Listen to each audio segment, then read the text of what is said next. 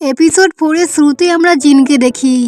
জিন তার গ্যারেজে কাজ করছিল, কিন্তু কাজে ওর একদমই মন বসছে না, কারণ ও সারাক্ষণ জিয়াংমোর কথাই ভাবছে যে জিয়াংমো হয়তো ওর মায়ের সাথে আজ বাড়ি ফিরে গেছে।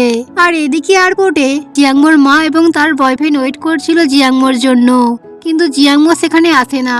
জিয়াংমো রুমে বসে কাঁদছিল, তখনই তার কাছে জিনজিন আসে। জিনজিন এসে জিয়াংমোকে জিজ্ঞেস করে, কি হয়েছে দিদি? জিয়াংমো বলে, তুমি কি জানো জিন কোথায় আছে? জিনজিন ডাইরেকশন জানতো না, তাই একটি ম্যাপ বানিয়ে দেয়, আর সেই ম্যাপ ধরেই জিয়াংমো জিনের কাছে আসে। দেন ওখানে জিন যখন জিয়াংমোকে দেখতে পাই, তখন ও জিয়াংমোকে জিজ্ঞেস করে, তুমি এখানে কিভাবে এলে? জিয়াংমো বলে, তোমার বোন আমাকে পাঠিয়েছে। জিন বলে, তোমার তো আজ ফিরে যাওয়ার কথা ছিল, তো তুমি তোমার মায়ের সাথে ফিরে কেন যাওনি? জিয়াংমো বলে, কিভাবে যেতাম, আজ তো তোমার বার্থডে। আর ওকে হ্যাপি বার্থডে উইশ করে। তারপরে আমরা একটি পাস্টের সিন দেখি, যেখানে আজ জিয়াংমোর বার্থডে ছিল। জিয়াংমোর মা জিনকে জিজ্ঞেস করে, তোমার কবে বার্থডে? জিন তো অনাথ ছিল, তাই সে তার বার্থডে জানতো না। তাই তখন ওর বাবা বলে যে জিয়াংমোর বার্থডের সাথে জিনের বার্থডে করে দেওয়া যাক, আর সেদিনের পর থেকে ওরা একসাথে কেক কাটতো। সো বেসিক্যালি আজ জিয়াংমোর বার্থডে ছিল, তাই ও জিনকে উইশ করে। আর এখন জিনও জিয়াংমোকে উইশ করে হ্যাপি বার্থডে, আর ওকে বলে, তুমি কিছু খেয়েছো? চলো তোমাকে কিছু খাইয়ে নিয়ে আসি। দেন ওরা দুজন হাঁটতে হাঁটতে একটি রেস্টুরেন্টের সামনে আসে। দেন খাওয়ার পর জিন জিয়াংমোকে ওর গ্যারেজে আনে, যেখানে জিন থাকতো। তারপরে ওরা কেক কাটার জন্য বসে। জিয়াংমো জিনকে জিজ্ঞেস করে, তোমার রিয়েল বার্থডে কবে? জিন বলে, কি যায় আসে, আমি এখন 20 বছরের হয়ে গেছি, এটাই এনাফ। আর তুমি কবে জন্মেছো সেটাই ইম্পর্টেন্ট, আমি নয়। দেন জিয়াংমো কেক কাটার আগে উইশ প্রে করে যে আমি যেন সারা জীবন জিনের সাথেই থাকি। তারপরে কেক কেটে জিনকে কেক দেয়। জিন বলে, আমি মিষ্টি খাই না, আর বিয়ার ওপেন করে। দেন ওরা দুজনে ড্রিঙ্ক করে। জিয়াংমো অনেক ড্রিঙ্ক করে নিয়েছিল, যে কারণে খানিকক্ষণ পরেই ওরা অনেক নেশা হয়ে যায়। আর নেশা অবস্থায় জিয়াংমো বলছিল যে আমার মা ওই আঙ্কেলটার মধ্যে কি দেখলো কি জানি, যে ওকে বয়ফ্রেন্ড বানিয়ে নিল, আর তার সাথে শিফট হওয়ার জন্য ক্যানাডাও চলে যাচ্ছে, আর আমাকেও নিয়ে যাবে বলছে। ওই আঙ্কেলটার মধ্যে কিছু নেই, শুধু বড় লোক, আর ও মমকে চিট করবেই করবে। জিন বলে, এমনটা নাও হতে পারে, কারণ তোমার মা এত বছর ডিভোর্সের পরেও একাই ছিল, আর এখন কারোর সাথে রিলেশনশিপে গেছে, তার মানে ওই আঙ্কেলটা নিশ্চয়ই ভালোই হবে। কিন্তু জিয়াংমো নেশা অবস্থায় ছিল, তাই ওর কিছুই মাথায় ঢুকছিল না। ও জিনকে বলে, তুমি তো প্রথম থেকেই জানতে যে তুমি অ্যাডপ্টেড, তাই না? তো তুমি কেন আমার বাবা ও মাকে নিজের বাবা ও মা বলতে? জিন বলে, হ্যাঁ, আমি আগে থেকে জানতাম আমি অ্যাডপ্টেড। তোমার বাবা যখন আমাকে তোমাদের বাড়িতে নিয়ে গিয়েছিল, তখন তোমার জন্মও হয়নি। জিয়াংমো কাঁদতে কাঁদতে বলছিল, আমার মা চায়নায় থাকা বাড়িটিকে বিক্রি করে দিচ্ছে। আমি এতবার বারণ করেছি, তাও শুনছে না, কেউ আমার কথা ভাবেই না, এমনকি এখানে আমার ভাইও আমার কথা ভাবে না।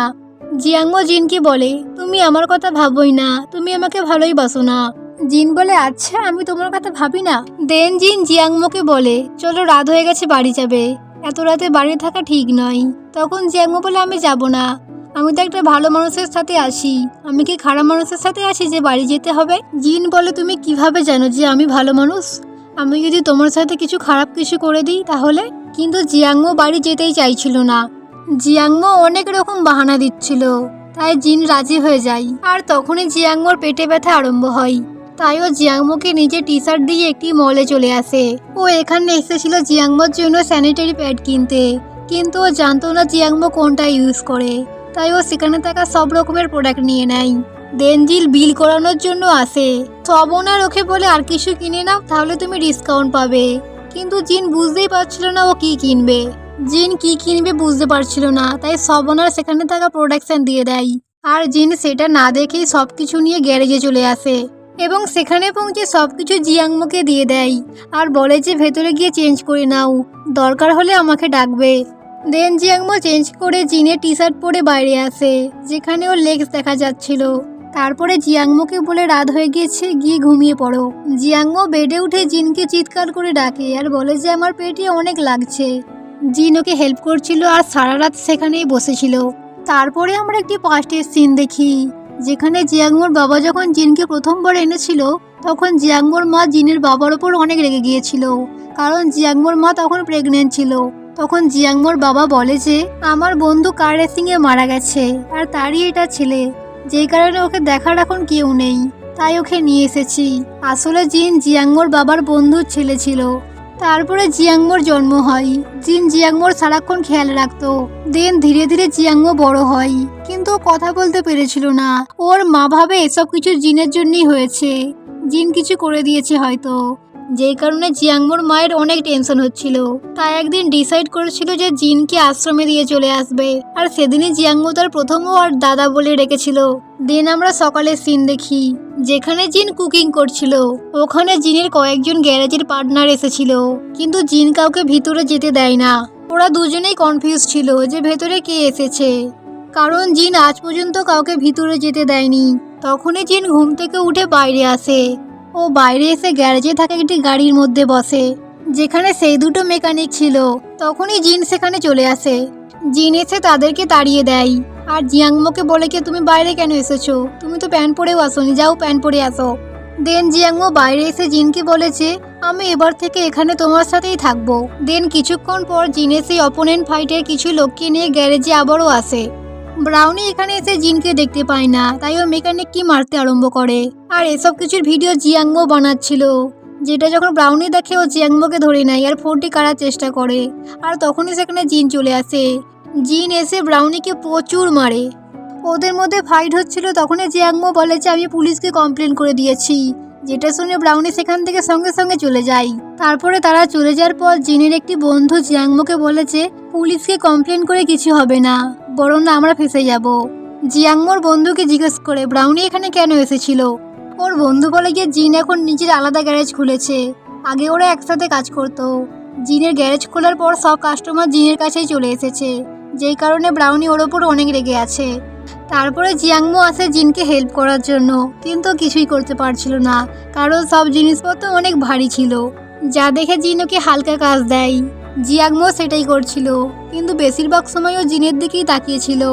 এদিকে আমরা রেসন আর লিনকে দেখতে পাই, যে একটি পিঙ্ক কালার গাড়ির ছবি দেখছিল আর ভাবছিল যে এই গাড়িটি কিভাবে জিতলো। ও গাড়িটি দেখে ভাবছিল যে এই গাড়িটি এখানে এলো কি করে, কারণ এটা রেসিং কার ছিল, তাই ও গাড়িটি দেখার জন্য সেখানে আসে। আরও এখানে এসে জানতে পারে যে এই গাড়িটি আর কারণ নয়, লায়ের ছিল। লাই একটা ছোট শপ চালাতো, তাই লিন ওকে জিজ্ঞেস করে তোমার কাছে তো পাওয়ারফুল গাড়ি এলো কি করে, তুমি কি কার রেসিং করো লাই? লাই বলে না না, আমি এমন কোনো কাজ করি না। তখন রিন ওকে জিজ্ঞেস করে তো তুমি শনিবার রাতে কোথায় ছিলে? রিন বলে আমি কালকের কথাই ভুলে যাই, আবার শনিবার, আমার কিছুই মনে নেই। লিন ভালো করেই বুঝতে পারে সেদিন যে গাড়িটি নিয়ে কার রেস জিতেছিল আর এই গাড়িটি একই। তো লিন লাইকে একটি ফটো দেখিয়ে জিজ্ঞেস করে তুমি কে কে জানো? লাই বলে আমি কাউকে চিনি না। এরপরে লাই সেখান থেকে চলে যায় এবং জিনকে এসে বলে দেয় যে লিন তোমাকে খুঁজিয়ে তোমার টুপির সাহায্য নিয়ে, কারণ ও তোমাকে শনিবার রাতে দেখে নিয়েছিল রেসিং করতে। দেন জিন লাইকে নিয়ে যায় কার রেসিং শেখানোর জন্য। লাই সেখানে এসে মেয়েদের সাথে ফ্লার্ট করার চেষ্টা করছিল, কিন্তু মেয়েগুলির মজা উড়িয়ে বলেছে রাতে কে সানগ্লাস পরে, তাই লজ্জায় লাই সেখান থেকে পালিয়ে আসে।